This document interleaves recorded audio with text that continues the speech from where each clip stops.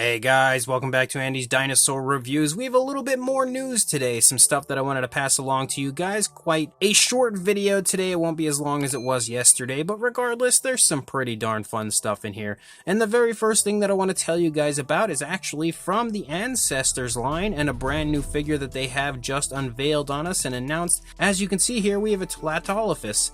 And that was a little bit of a tongue twister, honestly. It's a hard name to pronounce, and I may not even have pronounced it correctly as I'm not too familiar with the species, but it's definitely an awesome looking figure and a very nice species choice because I've never seen a figure of this one before. And anytime we can get a new Hadrosaur, I am all in, so definitely a great choice on the part of Ancestors line to go ahead and create this species. And like my good buddy from Paleo Nerd recently said, it's awesome to see them creating dinosaurs that are kind of in like the style of Jurassic World, also dinosaurs in the style of Prehistoric Planet, and dinosaurs just in general that aren't associated with any type of film or documentary, just straight up awesome new figures. So this is definitely one that I'm looking forward to and absolutely would love to pick up and add to my collection because again, it's a species I definitely don't have and a gorgeous looking figure from them. And then when it comes to Artic Figures, we actually have a look at something quite interesting. As you can see from these images, we've got a very cool greenish version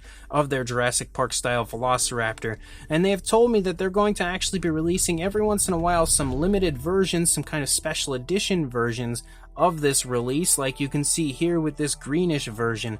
So that's definitely something that's pretty cool to know, and I don't know that it's going to be strictly limited to Velociraptors. I would imagine it's probably something that will occur with all of the different releases that they have available currently, so something to look forward to if you like those really cool kind of limited edition special versions of figures, something that you might want to pick up in the near future. And speaking of Artic Figures, we also have a look at the updated sculpt of the Dilophosaurus as he progresses, and it is looking super cool. Absolutely beautiful looking detail, and the overall body in general looks great. I really can't wait to see this one when it's finished and see how he works out the frill on the Dilophosaurus. But as of now, the sculpt and articulation is looking fantastic on this one, and it's just yet another incredible release coming from them that I can't wait to add to my collection. And then as far as Mattel goes, and thank you to Collect Jurassic as well as Dino Mike Mac on Instagram for pointing this out to me, but we have some very cool new images of the Search and Smash truck from Mattel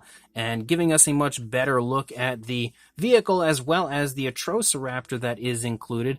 The more I see the Atrociraptor, I think the less I become a fan of it because the coloration doesn't really look all that great. It looks okay, but it's kind of weird looking. But it is still cool to have another version of the Atrociraptor. However, I think the star of the show would obviously be the vehicle itself, and that definitely looks nice. I like the kind of battle damage aspect of the set, and this is definitely a set that I'll be picking up when I can locate it. But we also have a look at some other Mattel figures as we have a few new images of the Dryptosaurus, and this one looks really neat. Definitely one of the cooler looking Mattel figures that they have released in quite some time. A species of theropod that I can't wait to add to my collection because it's one we don't see very often. And again, on top of the nice looking sculpt, I think the paint job looks really good on this one.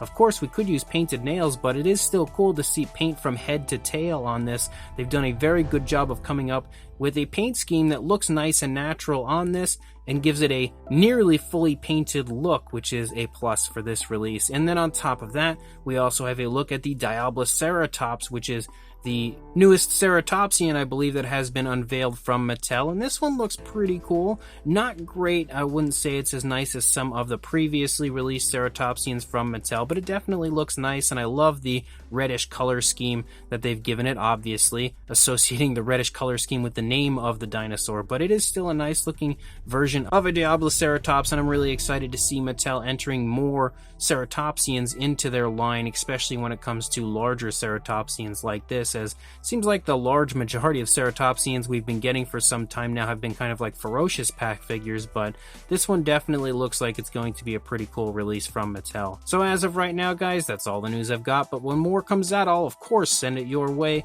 Until then, though, make sure you like, comment, and subscribe, and I will see you in the next video. Thanks for watching.